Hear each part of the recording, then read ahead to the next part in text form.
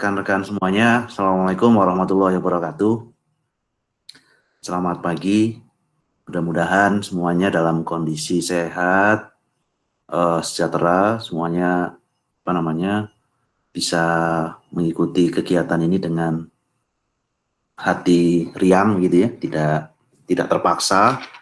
Jadi karena kalau hatinya riang, terbuka, pemikiran kita, mudah-mudahan kita bisa menangkap sebanyak mungkin informasi, sebanyak mungkin pelajaran yang bisa kita dapatkan nanti dari narasumber kita. Acara hari ini adalah pembekalan. Ini hari ketiga barangkali setelah hari Kamis kemarin ada diskusi dengan Mbak Yanti Nisro, Managing Director-nya DK Marketing Research, kemudian kemarin dengan Pak Anang sebagai Ketua Departemen. Hari ini kedatangan tamu, salah seorang data scientist yang sangat disegani barangkali di Indonesia. Sudah punya pengalaman malang melintang di berbagai industri, baik di Indonesia maupun di luar negeri. Nanti saya kira bisa menyampaikan sendiri lebih lengkap pengalamannya. Jadi pada hari ini kita akan mengikuti materi terkait dengan storytelling atau data analytics barangkali secara umum mungkin nanti yang akan disampaikan oleh Mas Febri. Mas Febri ini alumni STT, S2 STT kita, dulunya di Statistika UGM, S1-nya. Saya pribadi kenal dengan Mas Febri di dunia maya ya Mas ya. Baru ketemu mungkin ya, beberapa tahun lalu Pak. Iya, baru tahun lalu saya baru tatap muka. Padahal saya udah kenal di dunia maya mungkin sudah 10 tahun lebih barangkali. Tapi baru tahun lalu Ya, sempat ketemu. Karena dulu waktu beliau di kuliah di PB, saya sedang kuliah di luar negeri. Begitu saya pulang, beliau yang sedang tidak di Indonesia. Jadi tidak bisa ketemu, jadi baru ketemu tahun lalu. Dan alhamdulillah kita bisa undang beliau pada sesi ini. Jadi mohon teman-teman mahasiswa semuanya bisa memanfaatkan hari ini dengan sangat baik. Mas Febri nanti kami persilakan untuk menyampaikan paparannya, kemudian mohon izin untuk juga menyediakan waktu untuk diskusi ya Mas ya. siapa? Jadi kalau boleh misalkan karena waktu kita sampai 11.30, kalau boleh menyisakan 40 menit begitu untuk sesi diskusi. Boleh Pak. Hari ini ada selain saya ada Mas Mulyanto yang dosen di PBB, ada Mas Mulyanto, ada Pak Asep. Saya lihat ada Bu Bika juga, Bu Bika Silvianti. Kemudian mungkin nanti ada beberapa dosen yang juga akan bergabung menyusul. Kami persilakan Mas, monggo untuk mulai paparannya. Sekali lagi teman-teman mahasiswa mohon bisa menyimak dengan sangat baik. Terima kasih. Silakan Mas. Ya, terima kasih Pak Bagus, Pak Dr. Bagus, Pak Profesor Asef, Mas Mulyanto, dan Ibu Pika, juga teman-teman yang lain di sini. Selamat pagi, Assalamualaikum warahmatullahi wabarakatuh. Saya akan langsung present ya, boleh ya? Silakan. Ya.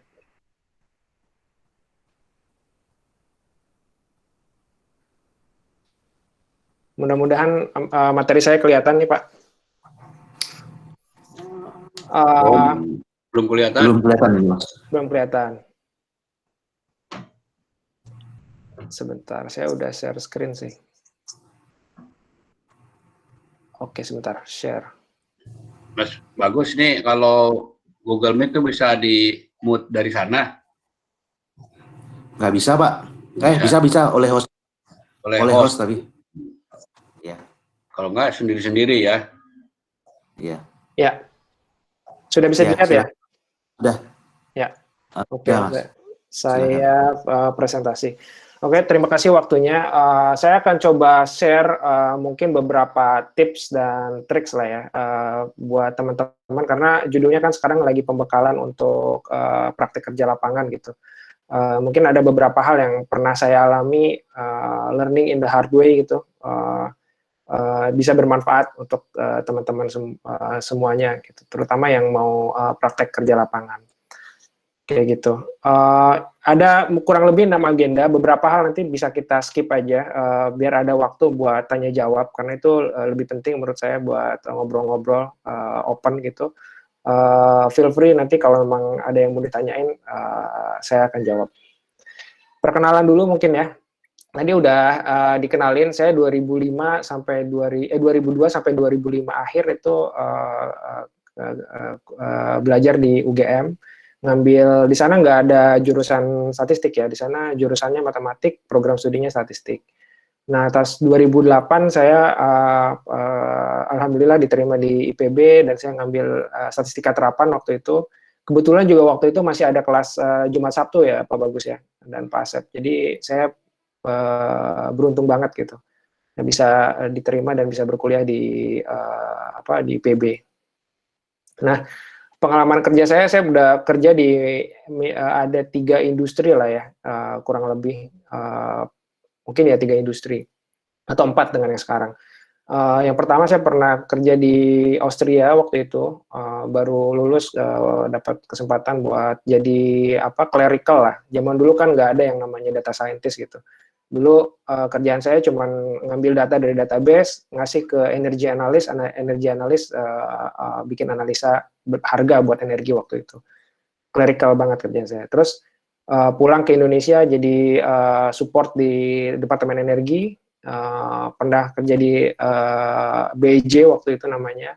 Dan sebagian besar pengalaman kerja saya banyak kan di operator telekom. Jadi saya pernah kerja di Indonesia, pernah kerja di Saudi Arabia. Terakhir saya kemarin sampai 2019 Februari kerja di Qatar, cuman ngurusin juga Afrika Selatan, Afrika Utara, sama Amerika Selatan waktu itu. Jadi itu pekerjaan saya. Sebagian besar kerjaan saya bukan sebagai data scientist.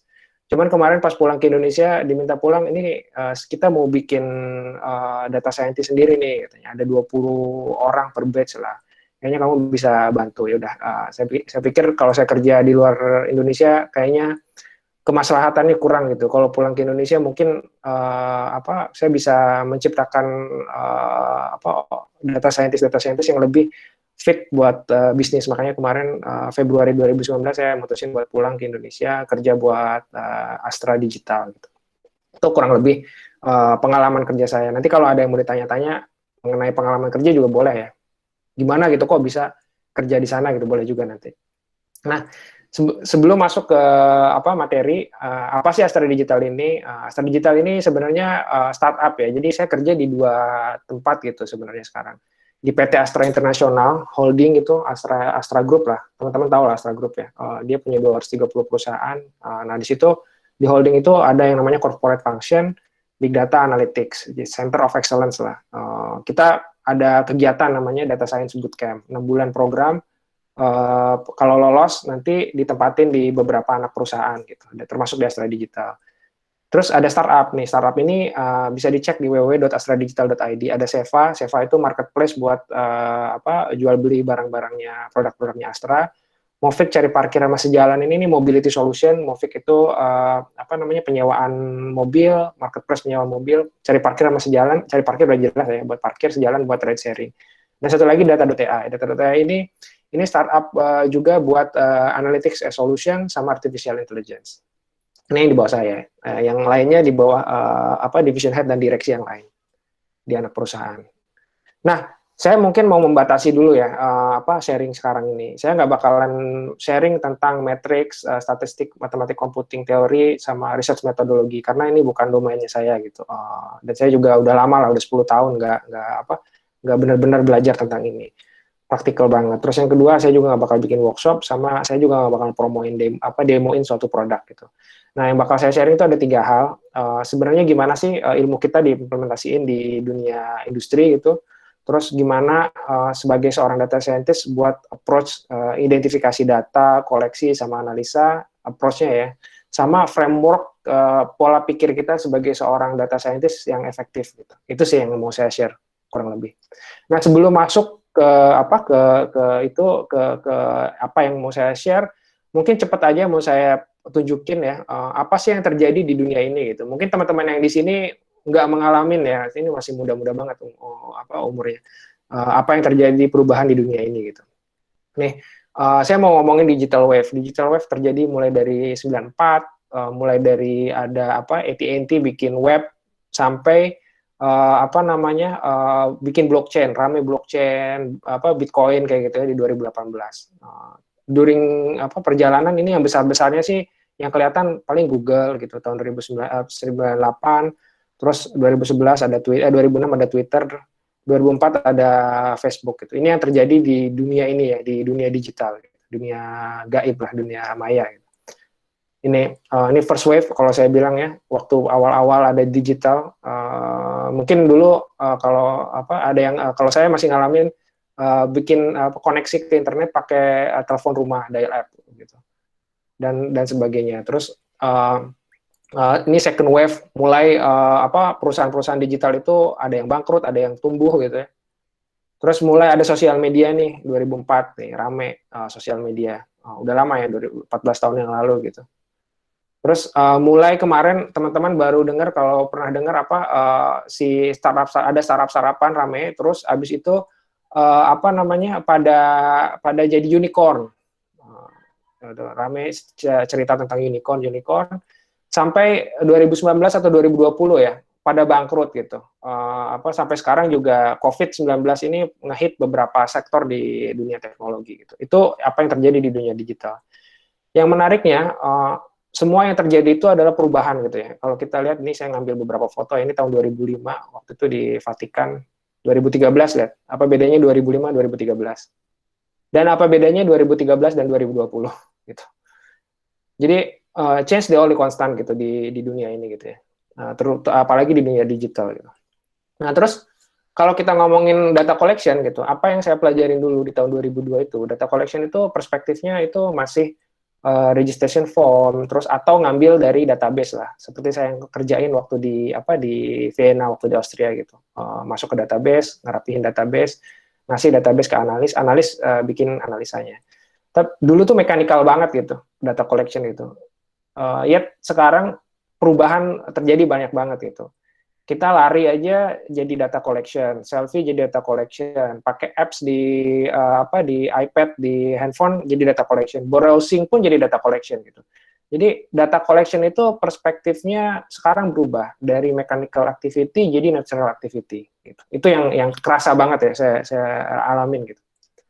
Terus apa sih impact-nya ke dunia perdataan gitu lah ya. Dulu ngomongin data tuh mewah banget gitu ya, tapi sekarang data itu ada di mana-mana gitu. Kalau kita lihat 1 menit aja yang terjadi di dunia digital itu udah menghasilkan sekian banyak data gitu. Dan pertumbuhan data di dunia ini terjadi cuma 2 tahun belakangan. Sedangkan yang ditransform jadi insight atau jadi sesuatu yang berguna untuk bisnis itu cuma 10-12%. Gak banyak gitu. Itu sejarahnya gitu ya.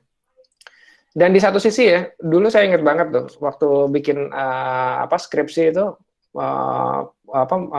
bikin algoritma, terus habis itu saya tinggalin sehari atau 2 hari biar ngeloop terus gitu sampai hasilnya keluar gitu. Masih pakai desktop waktu itu. Tapi sekarang udah mulai berubah gitu. Computing itu makin lama makin advance gitu. Bukan cuma cloud gitu ya. Kalau teman-teman ada yang ikut di Astra Digital itu kita udah punya server yang bisa bikin computing ratusan atau puluhan computing dalam waktu bersamaan gitu. Ada teknologi kayak gitu. Dan itu cepat banget gitu. Kalau buat bikin iteration, bikin model gitu cepat banget. Dan itu saya nggak pernah kebayang sebelumnya sekarang bisa jadi kayak begitu. Walaupun saya bukan yang operate ya. Tim saya yang operate, tapi ini perubahan di dunia komputasi pun berubahnya drastis gitu. Semuanya getting simple, faster, sama better gitu. Kalau menurut saya ya, personal opinion, ini bukan sebagai seorang teknologis ya. Nah, 2 hal tadi, kemajuan di dunia digital sama impressive computing power itu, buat saya sih kelihatannya sebagai kita yang suka ngolah data itu jadi lebih fun gitu ya, buat ngerjain matematika, statistika dan data analisis gitu. Ini dua kombinasi yang menurut saya bikin semuanya berubah gitu. Nah, cuman perspektifnya berubah gitu ya. Sebagai seorang data scientist, kalau orang zaman dulu mikirin itu sesuatu itu sebagai benda gitu ya. Kalau bisa dilihat ini sebelah kiri stroke gitu ya. Stroke zaman dulu ya stroke. Sekarang stroke itu ada ada startup yang ngasih kita poin kalau kita motoin stroke. Tujuannya apa? Sebenarnya dia mau ngambil data gitu dari stroke kita gitu. Dan datanya itu nanti dia bisa collect terus dia dijadiin insight buat perusahaan-perusahaan retail nanti. Gitu. Terus bukan cuman koleksinya doang yang dipikirin juga, tapi koneksi antara satu informasi dan satu informasi lainnya. Dulu kan collecting susah data, sekarang collecting gampang, tapi sekarang connect informasi satu dan yang lainnya itu susah gitu, karena saking banyaknya datanya. Ini salah satu project kita juga nih di Indonesia nih, bukan cuman managing data gitu ya, tapi integrating satu informasi dan informasi lainnya sekarang yang susah gitu. Ini salah satu use case kita juga nih. Ada suatu tempat yang queuing-nya di waktu-waktu tertentu itu bermasalah gitu. Jadi kita nggak ngedeploy manusia, ngitung orang dan segala macam. Kita taruh kamera, taruh AI, terus kita lihat interaksinya selama kita observasi waktu itu, terus kita kasih beberapa output gitu, suggestion. Terus nggak cuman reporting, tapi juga making sense gitu. Ini salah satu outputnya teman-teman juga gitu di waktu ngenerapin beberapa solusi kita gitu. Jadi zaman dulu orang kalau keluar dari ruangan nanya suka nggak sama servisnya, sekarang mungkin nggak perlu gitu. Dan ini udah kita kerjain gitu. Tinggal taruh kamera aja, ngelihat emosinya gitu, emotion detection. Gitu. Nah, selanjutnya ya zaman dulu tuh juga ini perspektifnya berubah banget nih. Zaman dulu itu orang bikin solusi itu pure dari ide jadi coding jadi solusi gitu. Mechanical banget gitu. Sekarang beda. Orang punya ide terus nyari datanya dibikinin modelnya jadi suatu algoritma cerdas gitu. Baru diinjek ke belakang sistem gitu. Nah, engineering buat bikin solusi juga berubah sekarang. Dari dulu mechanical banget, jadi sekarang natural banget gitu. Ini contoh dua hal yang beda ya. Kalau saya kasih contoh, satu ngetik nama saya based on mechanical, satunya lagi ngetik nama saya based on experience natural gitu. Ini dua hal yang berbeda. Nah, dan yang tadi saya ceritain itu, bikin coding itu zaman dulu sama zaman sekarang itu beda. Zaman dulu kita mikirin rumus matematika, solusi, terus bikin coding jadi solusi. Anak-anak zaman sekarang tuh lain.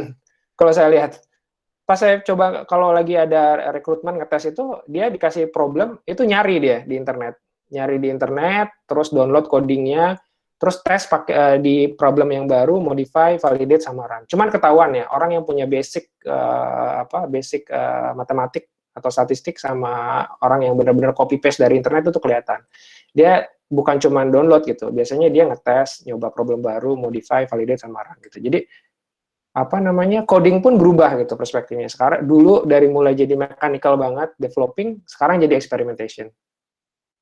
Nah, dari cerita-cerita hal yang di atas tadi itu, dunia bisnis juga jadi berubah gitu perspektifnya. Dulu kalau kita sebagai seorang bisnismen atau kita sebagai seorang perusahaan itu, kalau mau ngiklanin sesuatu tuh, yang penting iklannya besar, ada di billboard, semua orang baca hal yang sama.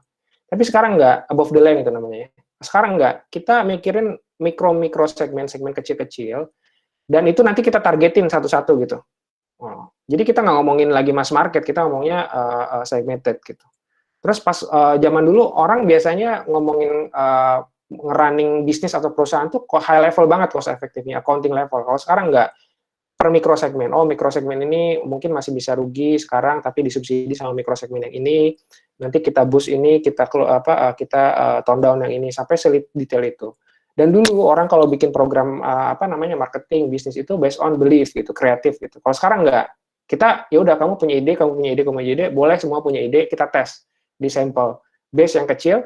Kalau tesnya hasilnya berhasil, yang mana yang berhasil di antara 10 tes ini terhadap control group, itu yang kita run sebagai above the line nantinya. Dan tadi yang udah saya sampaikan ya, challenge-nya sekarang itu karena data banyak itu, bukan collection, managing, reporting, insight, sama historical, tapi gimana kita mikirin connection satu data sama satu data yang lainnya. Gimana kita integrate satu sistem sama satu sistem yang lainnya, data ya. Gimana caranya kita making sense hasil report, terus gimana caranya kita ngeluarin rekomendasi yang bisa di-action sama bisnis, sama bikin model. Gitu. Karena kalau menurut saya sih, kalau data sekarang udah banyak, udah jadi model, udahlah model yang bekerja gitu. Data historical kita nggak perluin lagi gitu. Mungkin buat testing mau bikin model aja di awal. Kayak gitu. Terus, ini kalau saya quote ya, Indonesia ini kekurangan banget talent di bidang data. Sampai Pak Presiden kita bilang beberapa saat yang lalu, data ini adalah jenis kekayaan baru bangsa kita, kini harganya lebih berharga dari minyak. Semua orang berusaha mengolah data yang mereka punya gitu. Beberapa quote juga saya sampaikan tuh. Saya tulisin di sini, saya ambil aja ya dari Kominfo, Indonesia butuh SDM di bidang data science. Forbes bilang juga LinkedIn fast growing jobs today are in data science and machine learning. Tuh 650% growth-nya di semenjak 2012. LinkedIn juga bilang demand for data science is off the chart gitu. Dan kalau saya coba cek di LinkedIn, ini lowongan-lowongan data science tuh banyak gitu ya. Dan saya dulu waktu awal kerja kerja di luar Indonesia itu karena pekerjaan tentang data itu jarang di Indonesia gitu. Tentang data science itu jarang, dan data collection nggak semudah sekarang. Sekarang data collection banyak. Tadi saya cerita sebelumnya ya, meledak data itu, sedangkan orang-orangnya susah gitu nyarinya. Makanya kalau Astra sih kita punya bootcamp kemarin kan, program buat itu. Dan kalau saya harus jujur, pas saya pulang ke Indonesia pun beberapa saat yang lalu, mungkin sekitar tahun 2008-2007 itu, banyak leaders di bidang data science ini bukan orang Indonesia gitu. Jadi saya pikir kita punya potensi yang besar, punya ceruk pasar yang besar. Tinggal gimana caranya kita sebagai seorang lulusan matematik atau lulusan statistik itu bisa beradaptasi sama kebutuhan bisnis itu. Yang nanti saya coba jelasin ya kurang lebihnya di beberapa slide selanjutnya. Jadi potensinya besar gitu, ada gitu demand-nya gitu. Kurang lebih kayak gitu.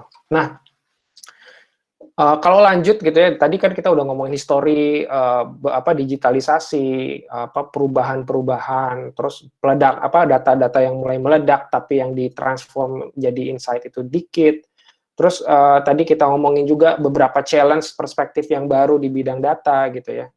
Terus tadi saya juga udah tunjukin demand-nya itu besar. Nah, sebenarnya apa sih yang dikerjain? Kenapa sih sampai bisnis itu perlu seorang data science, atau dia set up data science team gitu, atau kegiatan-kegiatan data analytics itu. Bayangin gini ya, kita punya rencana gitu. Kita itu misalkan bisnis ya. Saya punya rencana dalam 10 tahun ke depan punya tabungan 10 miliar gitu. Saya punya rencana bisnis as usual ya, 10 tahun ke depan punya tabungan 10 miliar. Nah, dengan adanya seorang data scientist ini dia datang, dia coba offering ke saya, lu punya rencana 10 tahun ke depan punya tabungan 10 miliar. Gimana kalau rencana lo gue jadiin cuma 5 tahun ke depan? Nah, itu kuncinya. Kuncinya adalah business acceleration gitu. Jadi kalau kita lihat di chart ini, harusnya dengan jumlah waktu yang sama, time frame yang sama itu, with or without analysis, data analytics itu beda gitu. Harusnya dengan adanya tim data analytics itu terjadi akselerasi pertumbuhan bisnis. Pertumbuhan bisnis biasanya di-trigger dari 3, bisa jadi banyak sih ya. Jadi enhancement dari productivity, enhancement dari profitability, atau increase customer experience gitu. 3 hal inilah, nggak pernah kita keluar dari 3 hal ini untuk mengakselerasi bisnis. Dan ini perannya kita di sini gitu sebagai seorang data scientist. Dan kita juga punya target gitu, target bisnis ya, bukan cuma ngeluarin analisa doang gitu. Nanti kita punya target bisnis waktu kita operate data analytics ini. Nah, sebenarnya dari mana sih teman-teman kalau nanti jadi data scientist gitu, apa sih yang pertama kali harus dikerjain gitu? Yang harus pertama kali dikerjain, saya percaya lah teman-teman di IPB ini, apalagi statistik IPB ini jago-jago ya kalau di masalah teknikal, masalah matematik, masalah statistik, modeling dan lain sebagainya itu pasti udah jago. Udah lama gitu kuliah, masa ya harus belajar lagi. Nah, yang harus pertama kali dikerjain itu adalah understanding the problem atau understanding business flow gitu. Sebenarnya waktu kita kerja itu model bisnisnya kayak gimana sih gitu. Cara kerjanya gimana. Terus yang kedua, konsumen itu pas pakai layanan atau pas beli produk itu alur journey-nya kayak gimana gitu. Kalau udah ketahuan alur journey-nya kayak gimana, nanti bisa kita cek tuh si interaksinya konsumen sama sama service kita itu nangkep data nggak? Ada yang ketangkep, ada yang belum ketangkep dong. Kalau udah ketangkep bisa kita olah datanya, yang belum ketangkep bisa kita propose ke bisnis buat ditangkap gitu ya. Jadi first thing first, understand bisnisnya gitu. Terus cek perjalanan konsumen kalau dia pakai servisnya kita gitu. Ini penting banget ya. Kadang sebagai seorang yang lulusan MIPA juga, saya dulu awal-awal introvert sih orangnya, nggak suka ngomong gitu, nggak suka berinteraksi. Tapi ini harus dipaksa gitu. Karena kalau nggak ngerti bisnisnya, kita nggak bisa menghasilkan sesuatu yang berimpact buat bisnis. Itu yang pertama. Terus yang kedua, kalau udah ketahuan model bisnisnya, terus udah ketahuan interaksi sama konsumennya, gimana jalurnya, apa data yang ketangkep, apa yang data yang belum ketangkep. Nah, nanti kita mulai slice and dice gitu, motong-motong informasi. Motong-motong informasi ini bisa jadi bikin segmentasi ya. Nah, biasanya sih mulainya dari general segmentation dulu, ngobrol dulu sama bisnis. Nah, kira-kira kalau kita mau bikin potongan-potongan konsumen, itu potongan-potongan konsumennya kayak gimana? In general. Kalau di sini saya nyebutin ada 3 segmen lah ya. 3 segmennya ada silver, gold, sama platinum. Nah, di segmen silver, tujuan bisnisnya apa? Tujuan bisnisnya adalah, misalkan ini sederhananya aja ya, saya pengen orang stay lebih lama sama kita, naik ke atas gitu, umurnya stay lebih lama, sama spend lebih banyak. Spend lebih banyak berarti geser ke kiri gitu, revenue-nya lebih banyak gitu. Nah, kalau udah ketahuan itu, biasanya baru nanti kita bikin hal yang lebih detail. Nah, kalau udah bikin hal yang lebih detail ini, kita jagonya nih, anak-anak statistik jagonya. Bikin clustering, nanti dari yang gede-gede ini dibikin clustering, kalau udah dibikin clustering, masing-masing cluster itu biasanya dibikinin prediksi nih, orang yang di cluster A ini ada yang kira-kira bakal beli lagi bulan depan, orang yang di cluster B kira-kira bakal ada yang high probability to churn gitu, pergi dari layanan bulan depan. Itu kita juga jagonya. Dari situ kalau udah ketahuan, baru nanti kita bikin program bareng-bareng sama marketing. Dan ini again ya, nggak bisa kita mulai sendiri dari sisi statistik, tapi harus bareng-bareng sama bisnis gitu. Makanya kemampuan kita untuk jadi orang yang supel gitu, ngobrol sama orang lain, jadi orang yang kritis, jadi orang yang terbuka itu penting banget gitu. Nah, ini selanjutnya ya. Ini saya langsung ke case lah, biar teman-teman mungkin kebayang apa sih yang dilakukan gitu setelah kita tahu bisnisnya, kita udah bisa motong-motong view kita terhadap konsumen. Nah, hal yang menarik yang biasanya kita kerjain itu kita bikin experimentation gitu. Jangan salah loh, buku rancangan percobaan IPB itu kepake banget gitu buat saya gitu. Bahkan waktu kerja di luar negeri juga saya sering baca gitu. Nah, cuman mungkin perspektifnya beda gitu. Waktu belajar dulu, nggak tahu saya sekarang masih sama apa enggak ya. Pas ngomongin rancangan percobaan itu selalu petak sawah atau enggak mobil gitu ya. Dosis mana sih yang bagus terhadap control group gitu. Misalkan di sini saya lihat ada saya contohin, nah ini buat ngebayangin aja ya, belum tentu benar ya, ini maaf nih, saya ada Pak Bagus, ada Pak Prof Asep, nanti saya disalahin lagi ngasih contoh kayak gini. Ini cuma buat bayangan aja Pak, mohon maaf kalau misalkan ini ada yang salah. Kita dulu belajarnya ngecek treatment yang mana sih yang terbaik gitu ya, yang bikin incremental production. Kalau di sini saya punya A sampai F. Kalau kita lihat mana sih yang treatmentnya baik gitu ya, yang dosisnya nggak banyak, nggak dikit, tapi hasil incrementalnya tinggi lah gitu, kalau bisa dilihat sini. Nah, kalau di dunia bisnis itu sama bikin eksperimen juga, cuman bikin eksperimennya konteksnya lain. Misalkan saya manajer produk, terus saya punya target bisnis. Orang-orang yang pergi dari bisnis kita, nggak pakai service kita lagi itu, dari segmen tertentu itu tinggi, lama-lama naik gitu. Terus saya nanya sama seorang data scientist, ini harus digimanain ya? Data scientist biasanya datang sama kita, oke, siapin gue beberapa skenario buat orang-orang yang high probability to churn ini, kita kasih beberapa diskon, ada yang diskonnya 10%, 15%, 20%, 25%, ada yang dikasih information aja, ada yang control group nggak dikasih apa-apa. Kita cek mana yang incrementalnya paling tinggi gitu. Mirip kan, mirip kayak experimental design. Cuman ini treatmentnya manusia nih, behaviornya orang gitu. Nah, kalau dilihat dari sini, ya kalau kita ngasih informasi doang dapat incremental 100, ngasih diskon 10% dan dapat incremental juga 100, ngapain kita kasih diskon? Information aja udah cukup gitu kan. Ngapain kita buang-buang duit? Tapi tunggu dulu, nanti orang bisnis datang sama kita. Kompetitor kita itu dia ngasih diskon gitu. Kita nggak bisa cuma ngasih informasi doang. Oke, berarti kita harus ngasih diskon.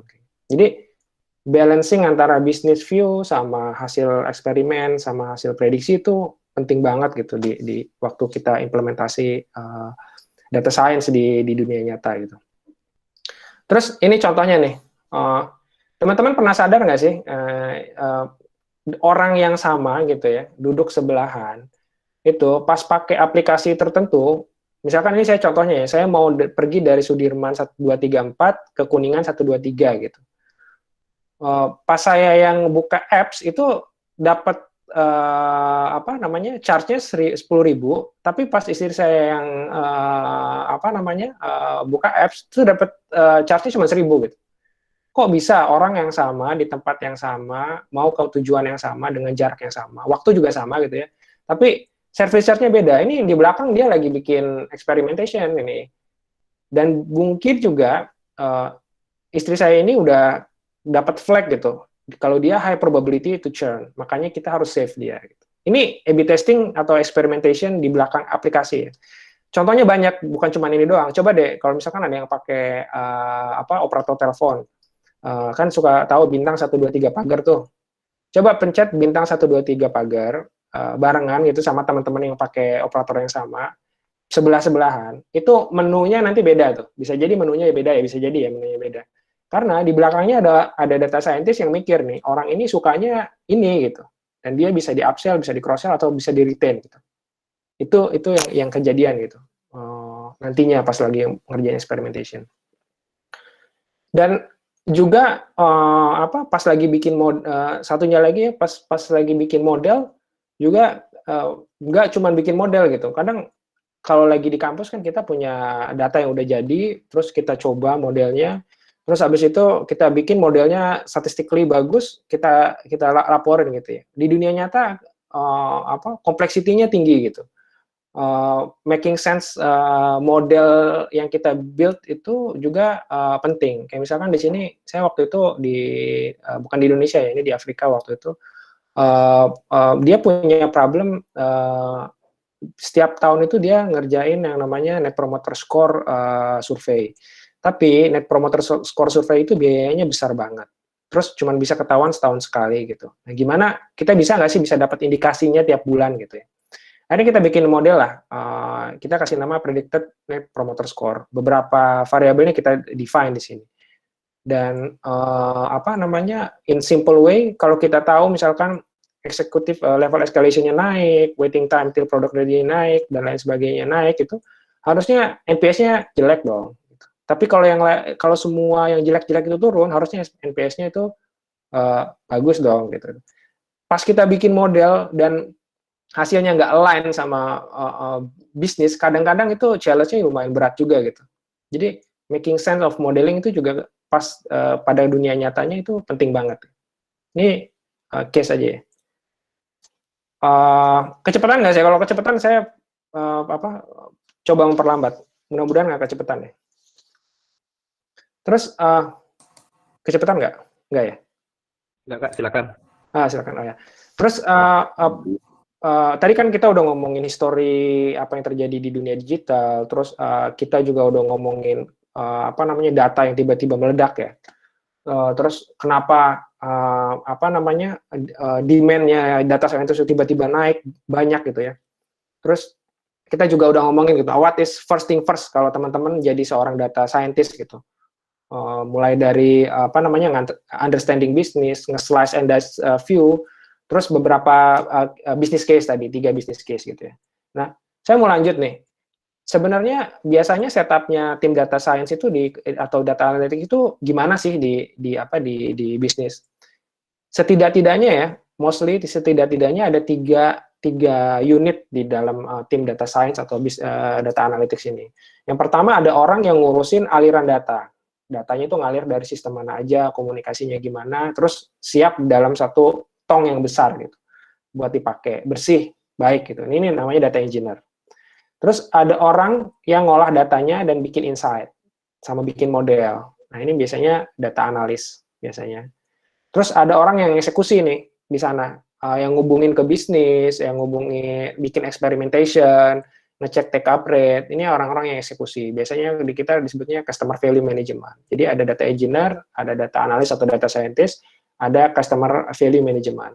At least setupnya kayak gini. Mostly anak-anak matematik atau statistik itu jadi data scientist atau jadi data analis, atau jadi di sisi eksekusi, jadi orang customer value management yang bikin experimentation tadi.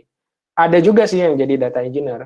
Dan jangan salah ya, sebagai seorang data analis dan sebagai execution output analis, itu harus ngerti juga apa yang dikerjain data engineer gitu. Karena kan kita harus query ke database, harus tahu teknologi dan lain sebagainya. Jadi kemampuan kita untuk punya skill bisnis, skill matematik statistik, sama adaptasi dengan teknologi itu penting banget. Nah, challenge-nya itu sebenarnya komunikasi sebenarnya. Tadi yang udah disampaikan sama Pak Asep ya, Pak Bagus ini contoh yang baik, orang yang bisa presentasi dengan pinter gitu ya, terus bisa presentasi dengan baik dan jago nulis. Kalau saya nggak jago nulis, saya susah kalau nulis, nggak bisa. Kalau presentasi bisa gitu. Pinter juga enggak lah. Dulu di kuliah biasa-biasa aja gitu. Tapi di dunia nyata itu kerjaan data scientist itu udah susah, berat deh. Terus bikin analisa juga susah, berat. Terus abis itu pas communicate itu juga susah gitu, buat getting buy-in. Karena kan kita sebagai seorang data scientist itu adalah agent of changes ya. Bisa jadi output yang kita keluarin itu merubah pola pikirnya orang lain dalam menjalankan bisnis, atau merubah operasional yang udah ada gitu. Dan itu nggak mudah gitu untuk sampai ke situ. Jadi challenge-nya, potensial challenge yang paling besar itu adalah gimana cara kita communicate dan execute insight in the right way. Itu sih yang mau saya sampaikan. Nah, ini saya coba kutip dari beberapa sumber lah. Salah satunya dari McKinsey nih ya. Nah, kalau kita udah mulai kecemplung ke project data science itu, ada beberapa sign lah, ada beberapa indikasi kalau project yang mau kita kerjain itu bisa jadi gagal gitu. Yang pertama, kalau saya kutip di sini ya, executive team, orang-orang di atas itu nggak punya clear vision gitu. Sebenarnya kita ngerjain ini buat apa sih? Kalau tadi kan udah jelas dong, harusnya ada business acceleration gitu. Nah, orang-orang itu kadang ngerjain ini cuman for the sake of jago-jagoan doang. Itu nggak bisa kayak gitu. Terus kita nggak tahu berapa sih impact kita terhadap bisnis. Terus nggak ada strategi. Role-nya nggak jelas. Tadi 3 itu nggak jelas. Siapa engineer, siapa analis, siapa yang execute gitu. Terus kita nggak punya akses yang bagus ke bisnis, nggak ada komunikasi yang bagus. Terus pas lagi bikin data cleansing mahal gitu ya, punya platform yang nggak pas gitu. Terus nggak bisa ngecek quantitatively impact-nya berapa. Terus nggak ada, yang terakhir nggak ada yang mikirin etik, sosial, sama regulatory dari impact dari apa yang kita kerjain. Karena gini ya, data scientist ini kerjaannya berat juga ya, maksudnya agak kritikal ya, karena dia punya akses yang direct ke detail konsumen, kadang kontak, kadang ke behaviornya konsumen. Kalau sampai informasinya leakage keluar, itu konsekuensinya berat gitu. Dan sebagai seorang data scientist kita harusnya tahu ya, kita harus jadi orang yang sangat jujur, nggak bisa dibeli, dan orang yang sangat amanah gitu untuk mengelola informasi gitu. Ini penting sih menurut saya. Nah, ini mungkin slide ya, satu slide sebelum slide terakhir gitu ya. Nanti kita ada sesi tanya jawab.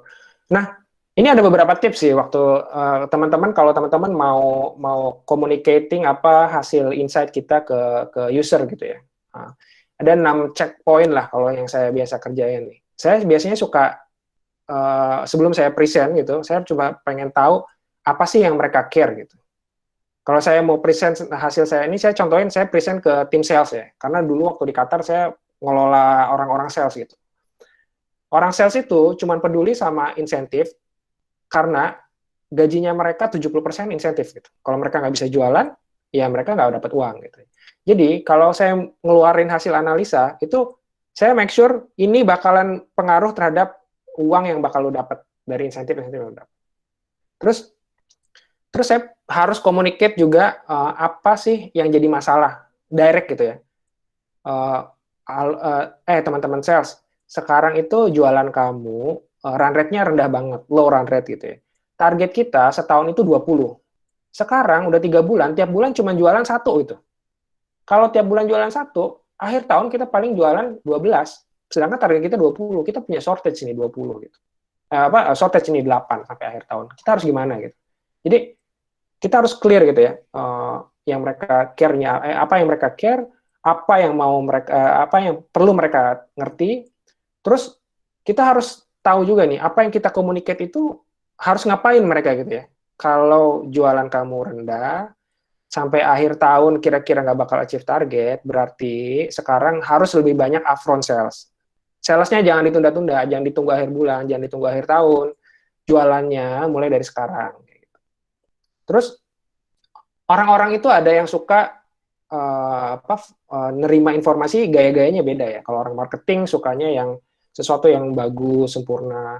Tapi kalau orang sales itu mereka sukanya straightforward gitu, simple, nggak boleh ada airy-fairy atau kata-kata yang susah dimengerti gitu ya. Kalau kamu mau harus jualan lebih banyak di awal bulan, ya jualan lebih banyak di awal bulan. Kenapa? Karena run rate-nya sekarang rendah, kalau run rate-nya rendah, insentif kamu rendah. Sesimpel itu. Terus, tapi kita juga harus tahu, kita tuh pengen mereka ngerasain apa gitu. Ngerasain optimis, ngerasain ngejar skema insentif yang baru gitu. Kalau saya biasanya ngomong kayak gini, kamu jualannya terlalu dikit sekarang. Sampai akhir tahun kira-kira bakal punya gap sekian banyak, makanya harus jualan lebih banyak di awal bulan dibandingin akhir bulan atau akhir tahun. Dan gue udah siapin sesuatu buat kalian semua nih. Skema baru, insentif yang baru ini akan ngasih insentif lebih banyak kalau jualannya di awal bulan. Jadi kalian harus optimis gitu, kejar di awal bulan, karena saya udah siapin skema yang baru juga. Terus, orang-orang itu ya pas nerima informasi kadang punya bias gitu buat support atau resist sama informasi yang bakal kita kasih gitu. Kayak misalkan orang marketing itu dia nggak suka jualan barang-barang murah dan banyak. Kenapa? Karena kalau jualan barang murah dan banyak itu nanti pas nge-retain customer, ngejagain konsumen buat pergi itu susah gitu. Tapi orang sales itu nggak peduli dia jualan dikit atau jualan banyak gitu ya. Yang penting targetnya dia ke-achieve di bulan itu dan dia dapat insentif tinggi gitu. Jadi kalau jualan barang murah dan banyak itu lebih gampang buat mereka bakal jual itu. Jadi kita harus tahu tuh, kira-kira dia bakal punya bias apa nih pas saya nyampein informasi gitu.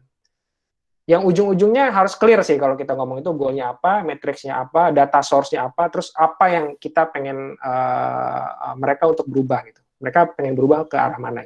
Ini sih waktu beberapa tips atau checklist lah kalau lagi mau nyampein insight. Dan ini ya kadang-kadang ya ini nggak saya tulis di sini gitu.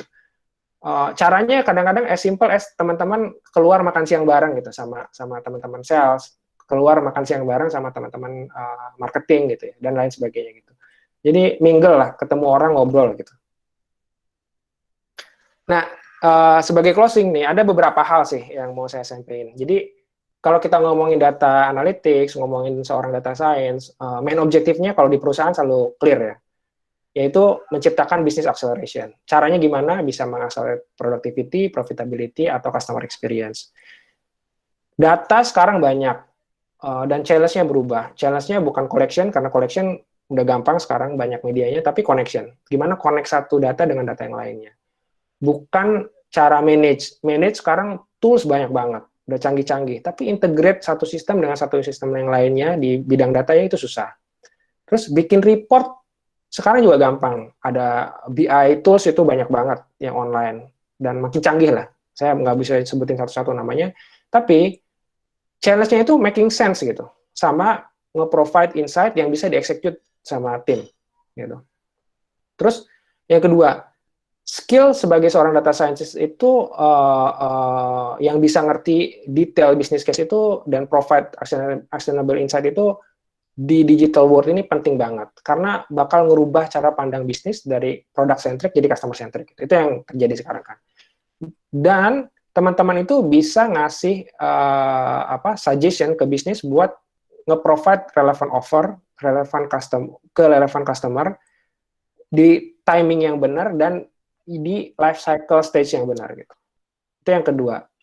Yang ketiga, kalau teman-teman mulai kerja, kalau teman-teman mulai masuk dunia industri, first thing first yang harus dikerjain adalah ngertiin logic, nge-slice view, terus communicate dengan baik yang benar, biar nanti kita bisa di-execute gitu ya insight-nya kita.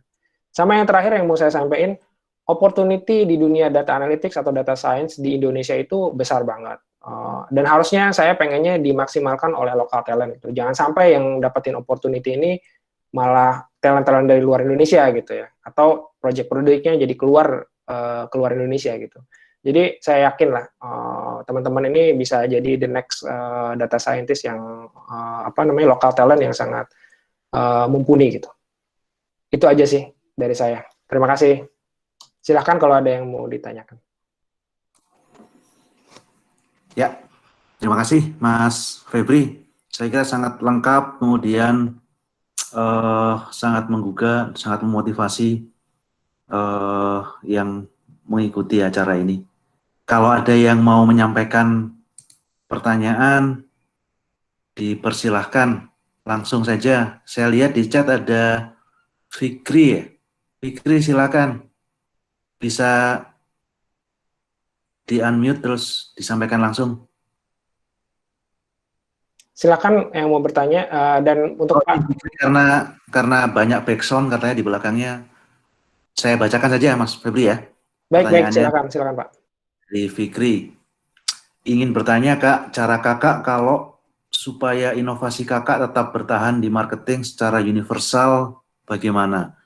Dan tips untuk kami supaya bisa mendalami sense of business modeling dengan logik terhadap analisis data, bisa tepat dan sebagai manusia biasa pernah melakukan kesalahan. Gimana Kakak bisa bangkit? Bisa dimengerti nggak, Mas? Baik, saya kurang lebih nangkap ya pertanyaannya. Jadi begini, yang pertama, tadi saya udah sampaikan ya, sebagai seorang data scientist yang diperlukan di dunia industri itu nggak cuma diperlukan orang yang ngerti statistik atau matematika aja.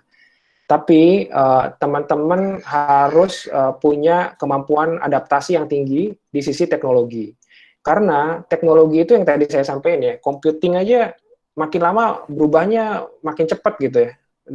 Jadi kita ke teknologi harus adaptable. Itu mungkin 30% di matematik statistik, 30%-nya harus beradaptasi banget di teknologi karena ini terkait banget ya. Terus sisanya itu another 30% itu harus jadi orang yang sangat fleksibel untuk memahami dunia yang digeluti saat itu. Jadi misalkan kalau teman-teman bekerja di dunia digital ya harus belajar digital. Kalau teman-teman kerja di HR harus belajar HR. Kalau teman-teman kerja di marketing harus belajar marketing. Karena nanti output-nya nggak bunyi gitu. Dan untuk bisa seperti itu, teman-teman harus menjadi orang yang sangat open dan bisa menerima hal-hal yang baru gitu. Itu sih yang jawaban yang pertama. Terus yang kedua, pernah nggak sih ngerasa frustasi gitu ya waktu ngerjain ini? Jadi saya kan kerja dari satu tempat ke tempat yang lain ya, apalagi kerja dengan orang-orang yang secara etnis dan latar belakang nationality beda gitu. Saya pernah kerja, kalau dihitung-hitung pernah kerja sama 54 warga negara di dunia gitu. Nah, itu 6 bulan pertama tuh stressful gitu. Selalu itu 6 bulan pertama tuh stressful. Bahkan waktu saya pulang ke Indonesia juga 6 bulan pertama tuh stressful banget. Jadi expect teman-teman bakal mendapatkan satu periode yang sangat stres di 6 bulan pertama gitu. Tapi teman-teman semua harus ngadepin itu, karena teman-teman ngadepin dunia yang baru, harus belajar hal yang baru gitu, dan harus beradaptasi. Makanya saya selalu cek nih, kalau ngerekrut data scientist juga, selain tadi punya adaptasi di teknologi, kemampuan adaptasi di bisnis yang bagus, sisanya 10% itu dari 90% itu adalah orang yang stres levelnya bagus gitu. Jadi kalau istilahnya kalau ditimpuk kanan kiri itu bangun lagi gitu. Karena ya itu susah sih jadi seorang data scientist. Udah susah bikin analisa, susah bikin output, kadang communicate ke user nggak diterima gitu. Jadi itu sih. Jadi orang yang punya stress level acceptance yang tinggi lah gitu. Gitu sih Pak, mungkin jawabannya Pak Bagus, kurang lebih. Ya, baik. Sering berlatih di bawah tekanan. Betul Pak.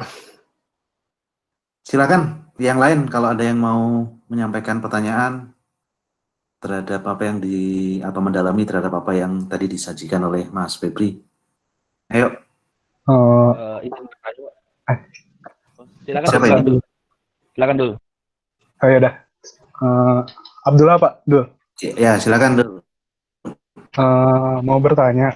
Tadi kan Pak Febri pernah jadi bagian data scientist yang berhubungan sama sales sama marketing pas lagi di Afrika ya. Nah, Ya, betul. Apa sih sebenarnya yang membedakan antara data scientist yang di bidang market sama sales itu dengan seorang riset pemasaran lah, market research? Apa benar-benar yang benar-benar membedakan kedua profesi itu? Soalnya kadang saya lihat ada, kalau lihat di LinkedIn atau di mana gitu, itu berbeda gitu.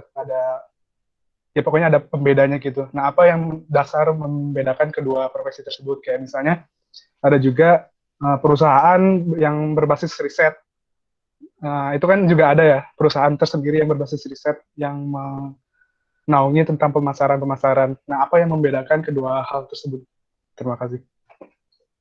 Bisa saya jawab langsung Pak Bagus? Langsung saya jawab ya? Iya. Ya, jadi begini, terima kasih pertanyaannya bagus banget nih. Jadi saya jelasin dulu ya, di divisi saya itu ada dua departemen data science sama departemen business insight. Di business insight itu ada satu unit namanya market and pricing analytics, market research and pricing analytics. Nah, kerjaannya mereka itu, kerjaannya tim market research and pricing analytics itu dia combining outputnya big data dari database, data-data dari scraping di web, sama data-data validasi riset survei gitu. Karena gini, data yang ada di database sama data-data hasil scraping itu datanya besar, kadang-kadang cuma nunjukin symptoms aja. Jadi tren, symptoms kayak gitu yang masih di atas itu. Pas kita mau ngecek motif, tujuan segala macam itu perlu nanya langsung sama konsumen. Nah, kalau udah sampai nanya ngecek motif dan lain sebagainya lebih deep gitu, kita perlu market research. Jadi kurang lebih bedanya gitu sih. Dan dua hal ini saling melengkapi ya, market research sama datanya big data analytics itu dua hal yang saling melengkapi. Jadi ada output yang di big data, hasil outputnya big data analytics itu perlu di follow up buat ngecek lebih deep lagi gitu. Atau kayak misalkan kalau kita benar-benar clueless, itu tetap harus pakai market research, nggak tahu apa yang dikerjain. Karena gini ya, saya selalu bilang ya, kalau orang sebagai seorang data scientist atau statistician, itu cuma memandang data dari database-nya dia sendiri itu kayak orang pakai kacamatanya dicat, terus dikasih satu lubang kecil buat ngelihat keluar gitu. Itu nggak bisa kayak gitu. Karena kalau misalkan data yang ada di database saya itu cuma mewakili misalkan 30% dari populasi, dan hanya mewakili specific population, pas saya mau bikin analisa yang sangat general atau analisa terhadap pasar, itu nggak bisa gitu. Tetap perlu market research. Jadi itu dua hal pendekatan yang berbeda dan menurut saya saling melengkapi gitu. Itu sih Pak kurang lebih penjelasannya Pak. Ya, terima kasih Mas Febri. Tadi yang lain tadi siapa ya? Raksa tadi ya? Kelihatannya mau atau siapa tadi? Ya Pak, izin bertanya Pak. Ya, silakan. Sebelumnya terima kasih Mas Febri yang sudah mengisi kali ini, dan Ibu dan Bapak dosen yang sudah menyediakan hal ini. Izin bertanya Mas, yang pertama itu tadi kan Mas Febri sempat memberikan suatu permisalan, yaitu ketika modeling kita sudah dapat, tetapi ternyata realitinya itu berbeda. Nah, untuk pendekatan yang seperti itu kita lebih ke reality atau pembuatan model yang baru, begitu. Terus yang kedua, itu dulu aja Mas, terima kasih. Ya, silakan Mas. Ya, jadi gini ya, kita sebagai seorang data scientist itu saya selalu bilang kita tuh bukan militer ya. Ada dua mindset kan, ada military mindset sama scout mindset. Kalau military mindset tuh kita force apa yang kita punya ke orang lain dan orang lain harus accept. Kalau scout mindset itu, kalau seorang pramuka itu kerjanya nggak gitu, dia naik ke atas pohon. Setelah naik ke atas pohon, ngecek jalanannya itu ada jembatan misalkan ya, jembatannya bisa dipakai apa enggak. Kalau rusak berarti harus dikasih tahu rusak, harus diperbaiki dulu dan lain sebagainya. Kalau clear silakan jalan gitu. Nah, mindset seperti itu mindsetnya mindset kolaboratif ya. Jadi kita nggak bisa memaksakan sesuatu dari sisi kita karena yang punya bisnis orang lain kan. Jadi kita harus cari jalan tengahnya nih. Kalau misalkan kita udah punya model prediksi gitu ya, variabelnya ada 5 dan menurut bisnis nggak make sense. Berarti kita harus take their feedback. Misalkan ini diskon nggak dipakai nih, Pak, diskon ini nggak dipakai karena secara statistik nggak signifikan. Cuman mereka punya pengalaman kalau diskon ini selama ini udah 15 tahun jualan, diskon ini ngaruh banget gitu. Berarti kan ada beberapa pendekatan nih. Yang pertama mungkin datanya kurang pas gitu atau harus ditransform atau ada apapun itu ya. Yang kedua mungkin kalau model nggak jalan ya, datanya nggak pas atau datanya kurang. Yang kedua, modelnya belum pas. Yang ketiga, cara kita communicate buat getting buy-in kurang pas. Yang tadi saya ada 6 check-in itu, checklist itu. Jadi karena orang punya bias tersendiri buat accept atau reject suatu ide dari kita kan. Dan kalau biasnya itu ke-trigger, itu dia automatically bakal reject gitu. Ngapain gua accept cara yang baru, yang cara yang lama aja udah bagus gitu kan. Cara lama aja udah make sense gitu. Jadi faktor kita buat sebagai seorang manusia buat kita bisa sampein sesuatu hal dengan yang baik dan benar, cara yang baik dan benar, understanding motifnya orang lain itu penting juga kadang-kadang. Tapi case-nya bisa banyak ya. Kalau dari sisi saya biasanya feedback-nya saya ambil dulu, saya coba lagi, terus saya coba komunikasiin dengan view yang berbeda gitu. Nggak langsung saya tolak, biasanya nggak langsung saya tolak. Baik Mas, boleh bertanya selanjutnya yang tadi Pak? Boleh, silakan. Mas, tadi kan berarti kita kalau dari sisi perspektif Mas Febri itu kan berarti kita ambil feedback-nya dulu, habis itu kita lanjutkan. Nah, setelah kita berarti communicate yang baik, yang kita communicate yang mengarahkan orang lain tanpa orang lain itu merasa diarahkan, itu seperti apa kalau begitu? Ya, jadi gini, first thing first yang harus teman-teman kerjain itu tadi, kita harus ngerti apa sih yang mereka care gitu, motifnya apa, terus apa yang mereka harus tahu, terus apa yang pengen mereka kerjain, sama mungkin ada bias tertentu nggak yang mereka bisa reject gitu. Satu cara lain lagi yang nggak ada di slide saya tadi yang saya ceritain, mungkin sebelum presentasi makan siang dulu bareng lah atau ngopi dulu bareng gitu. Saya mau presentasi kayak gini nih, menurut kamu masuk akal nggak? Jangan nanti di-reject pas lagi presentasi di depan orang-orang banyak. Kan bisa kan kayak gitu juga kan? That's a very simple things. Dan kadang-kadang sebagai seorang orang yang eksak nggak kepikiran kayak gitu. Itu sih Mas. Ya Mas, terima kasih Mas insight-nya. Ya. Oke, baik. Makan siang sambil bunga gitu. Ya, makan siang di First Crack sambil ngopi, Pak. Kapan lagi, Pak? Oh, gitu. Insya Allah nanti ke sana. Sunter.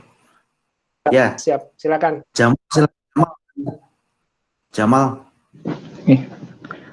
Terima kasih Pak Bagus. Selamat pagi, nama saya Jamal. Saya ingin bertanya ke Kak Febri. Itu kalau pertanyaan saya itu gimana? Apa sih kesalahan yang umum dilakuin sama first graduate, misalnya first graduate dari bidang data science atau data analis gitu, dalam hal analisis data gitu yang umumnya dilakukan fresh graduate dari lulusan perguruan tinggi Indonesia gitu. Terima kasih. Ya, makasih pertanyaannya, Mas. Apa sih? Jadi pertanyaannya mungkin apa sih yang bisa diimprove gitu ya dari lulusan-lulusan fresh graduate di Indonesia? Jadi saya tuh kadang suka mikir ya waktu kerja di luar negeri juga, orang Indonesia ini pinter-pinter banget, bahkan bisa lebih jago dari orang lain lah. Saya kadang suka agak kesal gitu kalau lagi interaksi sama bukan orang Indonesia, apa ini saya bahasa Inggris saya yang salah, terus apa mereka nggak ngerti, nggak bisa gitu. Sedangkan kalau orang-orang Indonesia itu, kalau disuruh ngerjain sesuatu, itu cepat gitu, langsung beres, bisa gitu ya. Technically ya, kita ngomongin technically ya. Yang kurang mungkin dari teman-teman Indonesia itu yang pertama, bahasa. Kadang nggak pede sama bahasa. Sedangkan sekarang kerjaan itu cross border dan antar negara gitu. Kalau kemampuan bahasa kita kurang, itu agak bahaya gitu. Saya bahasa Inggris saya nggak bagus ya. Saya nggak pernah belajar bahasa Inggris resmi. Saya belajar bahasa Inggris karena terpaksa pertama kerja langsung ke di luar negeri gitu. Nah akhirnya jadi pede gitu pas ngomong. Walaupun grammarnya salah mungkin ya. Yang pertama pede dulu deh gitu. Belajar bahasa dan pede. Yang pertama itu. Terus yang kedua kadang nggak speak up gitu kalau orang Indonesia. Kalau saya lihat, saya punya anak buah dulu banyak gitu ya. Mostly anak buah saya waktu di luar negeri itu orang-orang India, orang Pakistan, orang Bangladesh gitu. Mereka tuh walaupun salah berani gitu nanya itu, jawab itu. Menurut saya kayak begini gitu. Nah, kalau saya punya anak buah orang Indonesia jarang yang kayak begitu. Gitu. Jadi selain bahasa sama PD, kita harus jadi orang yang speak up gitu ya. Mau ngomong, ngasih komentar, itu penting banget. Itu yang kedua. Sama yang ketiga, itu kita harus mampu punya beradaptasi yang tinggi gitu. Baik terhadap knowledge di luar bidangnya kita, sama adaptasi yang tinggi di stress level di pekerjaan gitu. Karena saya pernah nemuin juga ada case gitu ya. Karena saya kerja udah lama ya, udah 15 tahun lebih lah. Udah mau 20 tahun mungkin.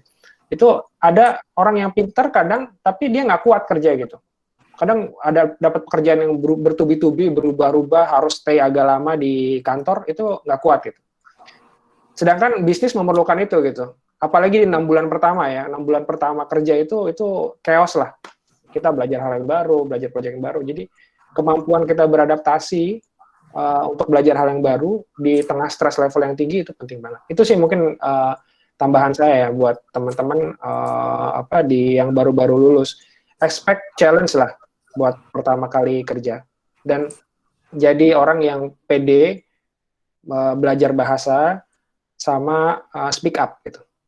Itu yang harus diperbaiki. Technically nggak ada masalah kalau lulusan Indonesia. Pinter-pinter, jago-jago. Technically nggak ada masalah. Ya, terima kasih Mas Febri. Terima kasih juga sudah menekankan kata-kata speak up tadi. Ini saya kira juga, saya nitip juga pesan ke teman-teman mahasiswa, terutama kalau lagi ngumpul, lagi meeting nanti pada saat diskusi dengan siapapun, berani mengemukakan pendapat, ini penting. Tentu saja tidak ugal-ugalan ya, tapi ada aturan-aturan atau ada hal-hal juga yang harus diperhatikan. Setuju, keberanian itu juga. Di chat ini berikutnya Mas Ismail ya, ini laki-laki semua ini kebetulan. Silakan Ismail. Yang perempuan boleh juga bertanya. Silakan Ismail. Baik, terima kasih Pak Bagus atas kesempatannya. Izin bertanya kepada Mas Febri ya. Kan statistika itu kan sebagai tool ya, dan metode itu ya, method is just a method gitu. Terus mau nanya ke Mas Febri, gimana sih Mas cara milih metode yang sesuai buat ngatasin bisnis constraint yang spesifik gitu. Misal kita pengen goals-nya tuh kayak gini, kayak A, gimana kita milih metode yang sesuai buat mencapai goals A itu gitu. Terima kasih. Ya, terima kasih pertanyaannya ya. Ini again sih, kalau teman-teman pernah dengar quote, understanding problem is half solving problem gitu ya. Jadi kalau kita udah ngerti apa yang mau kita kerjain sebenarnya, itu udah setengah dari mecahin masalah gitu. Tinggal mungkin menurut saya 25%-nya lagi itu interaksi sama apa yang mau execute outputnya kita, 25%-nya lagi itu effort teknisnya kita gitu. Jadi understanding problem itu penting banget gitu. Dan itu bakal leading ke sesuatu metodologi yang pas kalau kita udah ngerti gitu ya. Dan teman-teman harus ingat juga ya, mecahin masalah di dunia bisnis itu nggak cuman misalkan masalah ini cuman pakai clustering gitu, nggak bisa gitu. Bisa jadi satu masalah kayak tadi ngurusin A/B testing atau experimental design, itu bukan cuman urusan rancangan percobaan loh. Jadi experimental design itu mulai dari ngurusin bikin control group, whitelisting, blacklisting, itu di sistem kita harus ngobrol sama engineer tuh. Mana orang-orang yang bakal kita exclude, nggak usah dapat treatment, mana yang harus include. Terus analis bilang ini ada 28 segmen. Oke, bikin segmen di flag ke konsumen kayak gimana? Ngomong ke engineering lagi. Kita sebagai seorang experimental designer ya, ngomong ke analis, ngomong ke engineer. Terus habis itu udah beres bikin control group, udah beres bikin segmentasi, kita ngomong lagi sama orang yang bikin prediksi. Teman-teman, ini dari 28 segmen ini, masing-masing tolong dikasih nilai probabilitas. Mana yang bakal beli lagi, dan bakal beli barang apa. Orang yang bikin prediksi. Terus habis itu baru kita bikin eksperimen. Eksperimennya jadi, kita bikin post-campaign analysis. Post-campaign analysisnya jadi, kita ngomong sama bisnis. Oh, ternyata dari 10 yang ada itu ini hasil segmentasi, hasil prediksi, itu yang work cuma satu.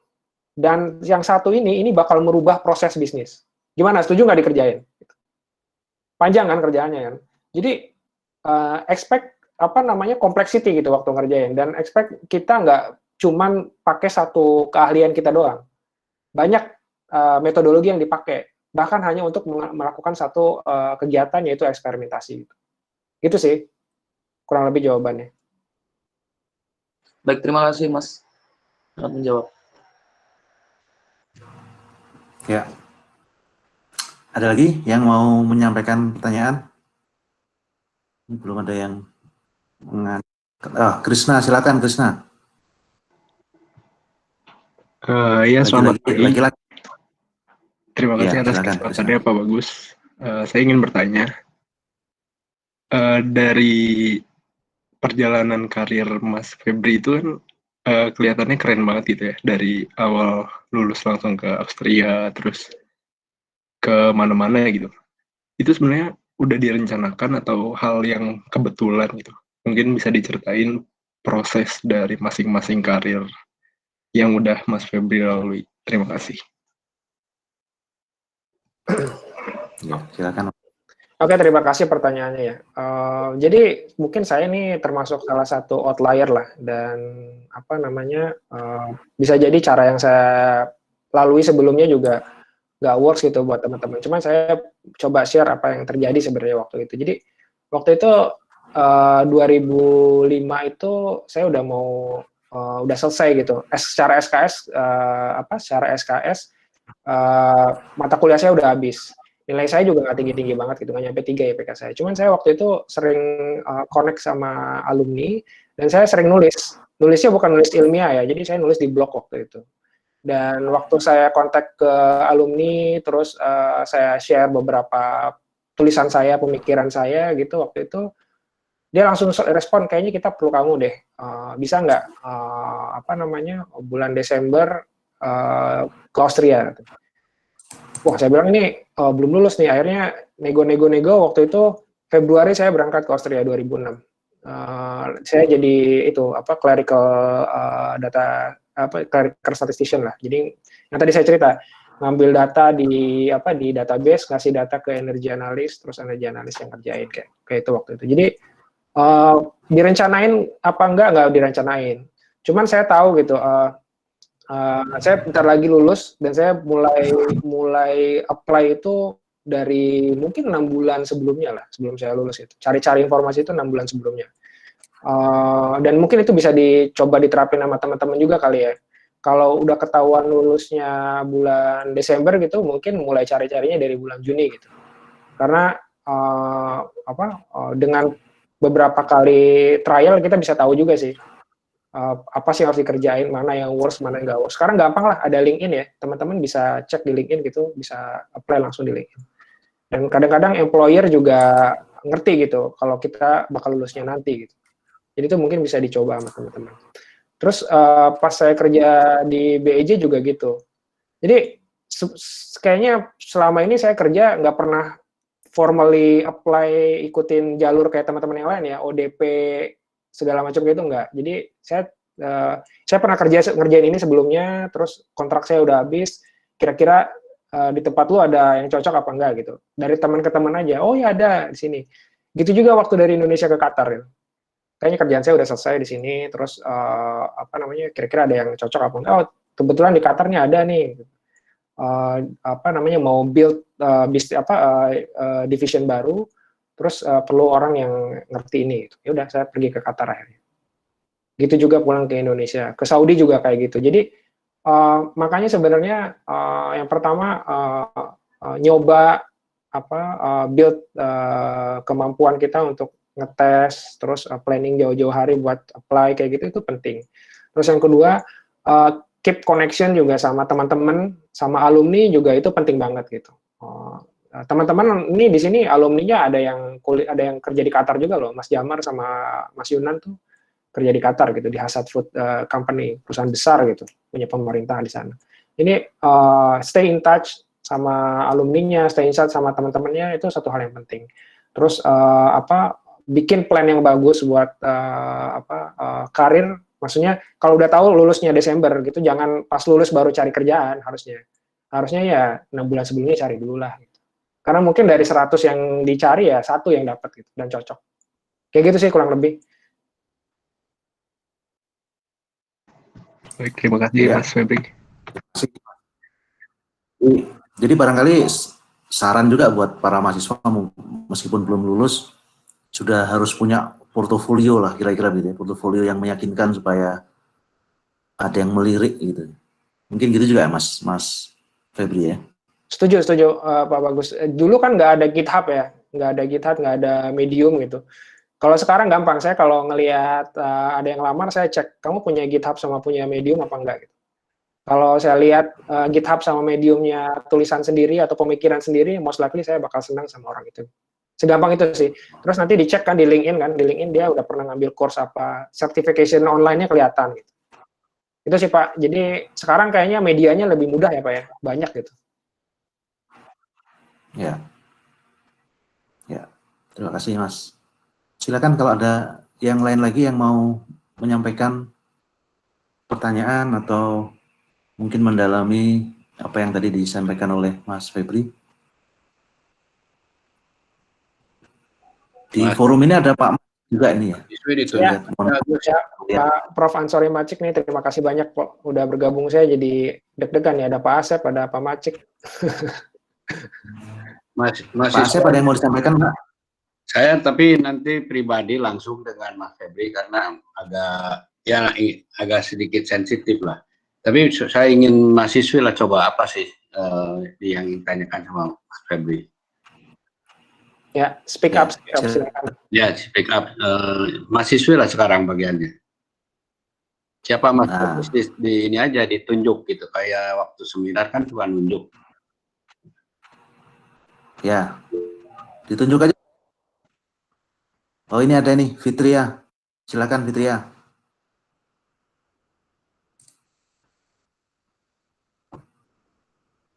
Fitria ini menanyakan lewat chat, Mas Febri. Ya. Apa sih ya motivasi saya gitu, udah kerja kok kuliah lagi gitu ya. Terus kenapa ambil kuliah di IPB? Jadi kita harus akui lah di Indonesia ini nggak banyak universitas yang departemen statistikanya terkenal gitu ya. Salah satunya menurut saya sih adalah IPB gitu. Jadi itu yang pertama saya pikirin ya waktu saya kenapa saya pilih IPB gitu. Itu yang pertama. Terus yang kedua, saya orangnya orang yang nggak gampang puas juga gitu.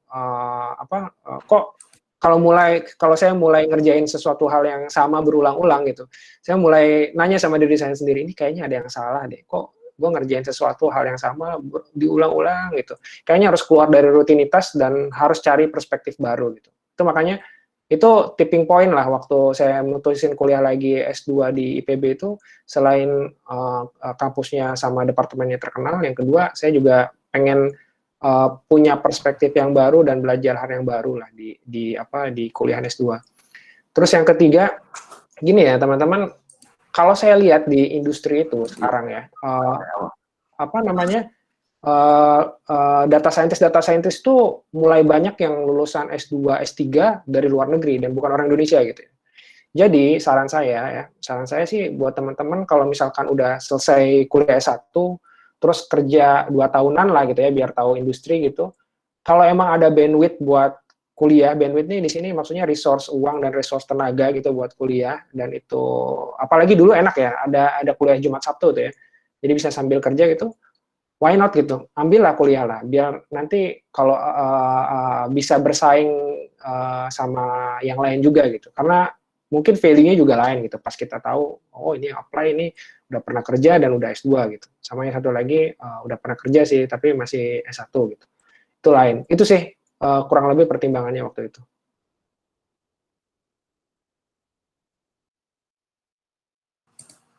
Ya, terima kasih. Masih ada nggak yang mau bertanya? Nadia di chat, Mas Febri. Wah, ini nanyainnya pertanyaannya susah nih. Karena yang make tools itu tim saya. Tim saya punya tim 50-an orang di kantor. Jadi gini ya, sebelum kita ngobrolin pakai tools apa ya, saya selalu bilang sama tim saya itu, jadi kamu itu sebagai seorang data scientist, sebagai seorang statistician, itu harus jadi orang yang nggak punya agama. Harus jadi orang yang agnostik. Nggak punya agamanya terhadap tools gitu. Ya jangan salah sangka ya. You need to be agnostic with tools gitu. Kenapa? Karena mungkin suatu saat kita ada masuk perusahaan yang besar. Perusahaan besar itu bisa beli sesuatu yang udah jadi enterprise scale gitu ya.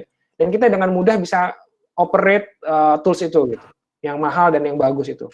Tapi mungkin di satu saat yang lain kita harus build sesuatu dari scratch dan kita nggak punya opsi selain pakai open source gitu. Jadi itu yang saya selalu sampaikan. Jadi sebagai seorang data scientist, sebagai seorang statistician, kita harus agnostik. Apapun itu toolsnya, harusnya jago-jago lah. Orang udah bisa lulus kelas statistik matematik kok, mau pakai tools bingung, nggak mungkin lah. Kayaknya kelas statistik matematik itu sama kalkulus itu udah paling susah gitu. Kalau udah ngelewatin itu pakai tools apa aja, saya yakin jago-jago lah. Tapi mostly ya yang dipakai sama teman-teman kita itu mungkin 80% atau 90% sekarang di tim saya itu pakainya Python sih.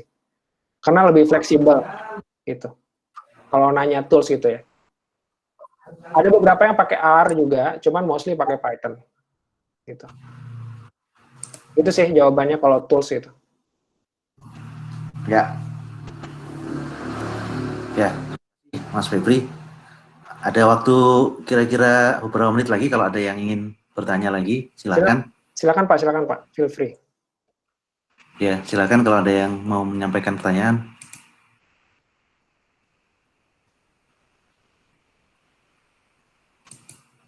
Kita tunggu sebentar. Oh, nggak ada kelihatannya Mas Febri.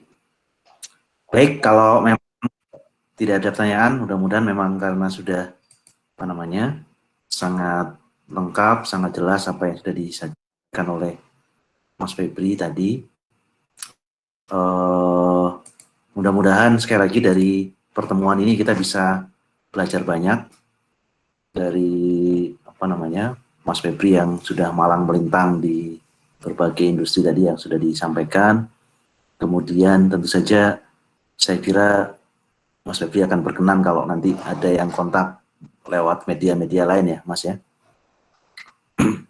Ya, silakan Pak, feel free.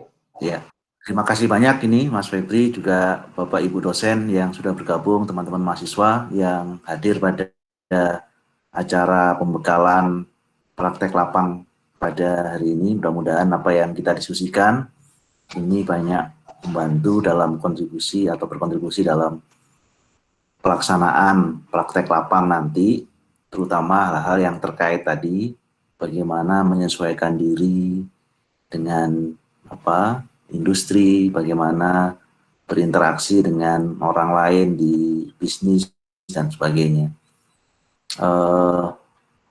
Saya kembalikan lagi ke panitia ini, Mas Mulyanto, acara ini untuk diskusinya saya tutup. Assalamualaikum warahmatullahi wabarakatuh. Terima kasih banyak.